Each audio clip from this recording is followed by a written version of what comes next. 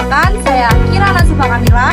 Di kesempatan kali ini, saya akan mempresentasikan hasil diskusi saya dengan teman-teman saya, yaitu membahas tentang ERP. Apa sih itu ERP? Dan sebelum kita membahasnya, kita kenalan dulu yuk. Nah, jadi di sini saya akan menjelaskan apa itu ERP. ERP adalah Enterprise Resource Planning System, yaitu sistem perangkat lunak yang dirancang untuk menyambungkan beberapa kegiatan fungsional dan teknis dalam sebuah perusahaan, serta memadukan aspek sumber daya manusia di dalamnya. Fungsi ERP sendiri yaitu memberikan standarisasi, menyederhanakan, dan mengintegrasi proses bisnis dengan beragam sumber daya manusia, sumber keuangan, hingga distribusinya. Hai everyone, perkenalkan saya Muhammad Sotikribi. Di sini saya akan menyampaikan apa sih manfaat dan tantangan dalam implementasi sistem ERP. Manfaatnya sendiri dalam implementasi ERP yaitu 1. Peningkatan efisiensi operasional, yang kedua yaitu pengambilan keputusan yang lebih baik, serta yang ketiga peningkatan kualitas produk dan layanan. Untuk tantangannya sendiri dalam implementasi sistem ERP yaitu 1. Biaya implementasi yang tinggi, yang kedua integrasi dengan sistem yang sudah ada, yang ketiga resiko keamanan data, serta yang keempat adalah dukungan manajemen puncak.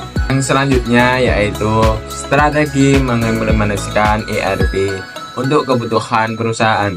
Yang pertama yaitu mendefinisikan kebutuhan bisnis.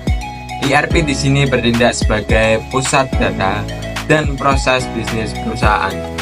Yang kedua yaitu vendor dan solusi ERP.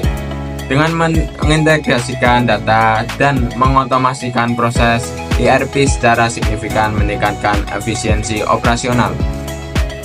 Yang ketiga yaitu pengembangan pengembangan rencana implementasi. ERP menyediakan data secara real-time dan laporan analitis yang komprehensif. Yang keempat, pelatihan dan dukungan. Akses informasi terpusat dan terintegrasi meningkatkan kolaborasi antar departemen. Yang kelima yaitu pemantauan dan evaluasi. ERP di sini memfasilitasi manajemen rantai pasokan yang lebih efisien. Hai semuanya, di sini saya Muhammad Aditya Pamungkas akan menjelaskan tentang elemen utama sistem ERP, yaitu ada 5. Yang pertama ada modul keuangan, menjelaskan tentang mengelola akuntansi umum, akuntansi biaya, dan laporan keuangan.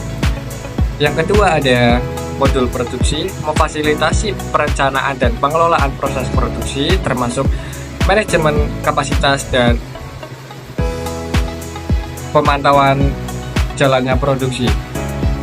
Yang ketiga ada sumber daya manusia, berfokus pada manajemen karyawan, penggajian, dan pengembangan kinerja. Yang keempat yaitu ada modul persediaan, mengelola persediaan barang dan pemantauan stok dan manajemen gudang. Yang kelima ada modul pemasaran dan penjualan, berfungsi untuk mengelola hubungan dengan pelanggan, pengecekan pesanan, dan analisis penjualan. Kelas selanjutnya yaitu ada peran sistem ERP dalam perusahaan, yaitu yang pertama ada integrasi data dan proses, pengembalian keputusan yang lebih baik, manajemen rantai pasokan yang lebih baik, pengurangan risiko. Selanjutnya ada peningkatan efisiensi dan produktivitas, peningkatan kolaborasi dan komunikasi, peningkatan daya saing. Hai guys, saya Diani Sarani. Saya akan menjelaskan mengenai cara kerja sistem. Gimana sih cara kerja sistem ERP ini? Nah, kerja ERP ini menggunakan data pusat untuk segala proses bisnis. Nah, gunanya untuk apa? Gunanya mengurangi tenaga kerja manual dan menyederhanakan alur kerja bisnis yang ada. Sistem ERP biasanya berisi dashboard tempat pengguna dapat melihat data yang dikumpulkan dari seluruh bisnis untuk mengukur produktivitas dan profitabilitas.